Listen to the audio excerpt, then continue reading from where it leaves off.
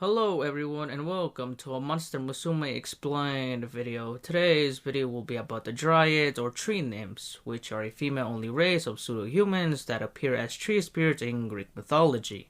An incredibly long-lived species, Dryads have more in common with the common plant than they do with any animal. For example, the leaves on a Dryad's head are fully capable of photosynthesis, and their legs act as roots that they can embed into the ground to absorb soil nutrients.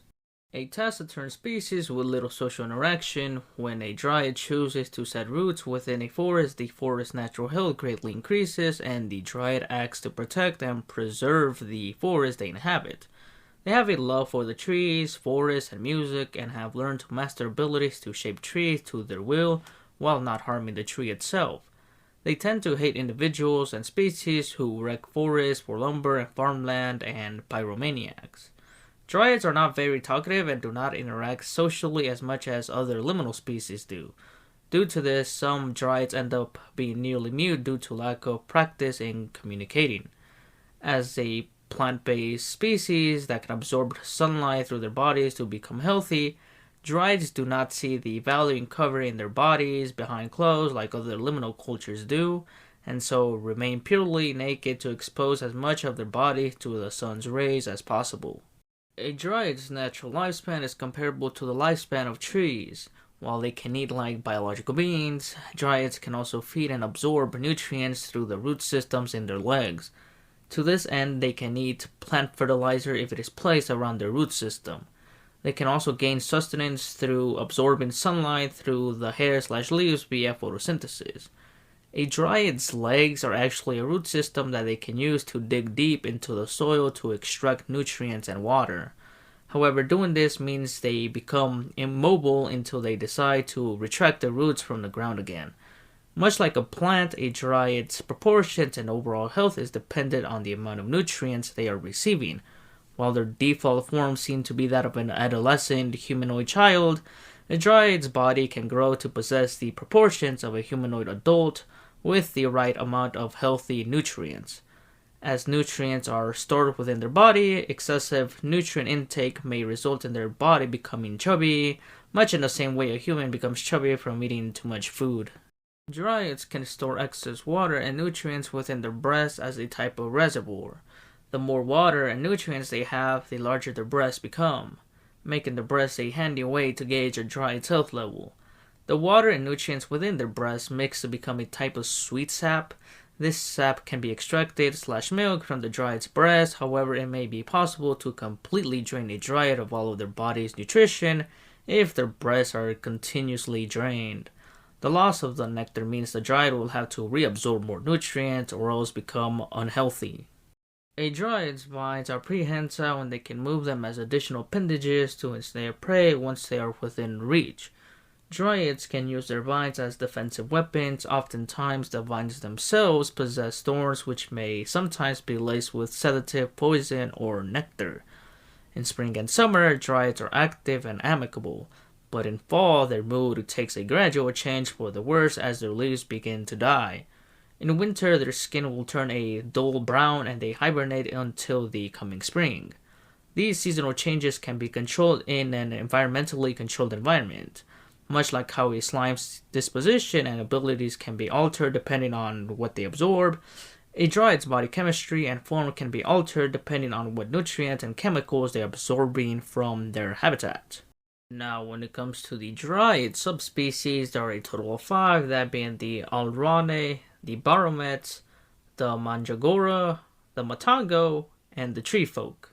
Alrane are a pseudo-human subspecies of dryad with flower-like qualities. Like other plant-like species, they are timid and prefer to not move around a lot. But as they use cross-pollination rather than self-pollination to procreate, they do require interaction with other species and as such are noted for being more friendly toward other species than other plant-like beings. Noted for being carnivorous both literally and sexually, the species is known for sharing a symbiotic relationship with papillons, whereas the Alrane lures prey in with their sweet-smelling nectar, which also doubles as an aphrodisiac. The papillons would paralyze the prey with their scales, whereupon they would both feed upon the helpless prey. The humanoid body of the Alrane are referred to as their pistol. the reproductive body parts of the flower. Over time, the Alrane pistil evolved beyond the typical pistil seen in most flowers to possess the appearance of an attractive humanoid female, so it could act as an attractive lure for a more diverse range of pollination partners. Baromets are a pseudo-human race possessing characteristics of a sheep or goat, with legends surrounding the race stemming from Central Asia, where they are said to be birthed by an unknown plant.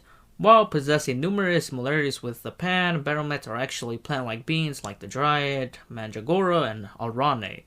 Although it may look like the Baromets possesses a coat of wool, it is actually cotton. The name of this species is a reference to a plant from legend known as the vegetable lamb of Tartary, with said plant having a scientific name of Planta tartarica baromets, which was considered a zoophyte, which is an organism thought to be an intermediate between animals and plants, or an animal with plant-like attributes or appearance. Mandragora, also known as mandrakes, are a pseudo-human subspecies of dryad with root-like qualities. Preferring solitude even among the timid plant-like species, Mandragora are known for being exceptionally timid and cowardly, although this is not so much due to xenophobia as being due to extreme shyness.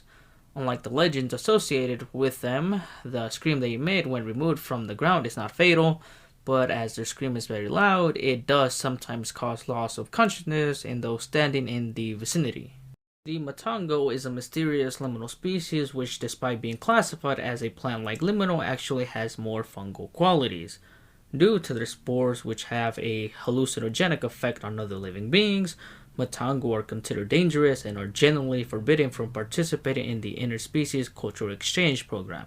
In fact, however, matango have no control over their spores, causing them to harm others without meaning to. Apparently, there are different species or subspecies of matango, as the hallucinating effect of the spores varies depending on the species of matango that spreads them. In contrast to fungi, matango requires other requirements for reproduction than just their spores, although more precise information on this is not known. If you want to know more about the matango origins as a whole, I have a separate video for that, which I will leave a link in the description below. Tree folk are pseudo-humans that are best described as anthropomorphic trees. Varying in appearance, it is discerned that tree folk match the appearance of the trees or forests that they reside near. They also share the same strengths and weaknesses of trees. While their skin is extraordinarily tough and very much like wood, they are vulnerable to fire and chopping blows. And that will conclude this video. Thank you so much for watching. Like, share, and subscribe if you enjoyed the video, and I will see you in the next one.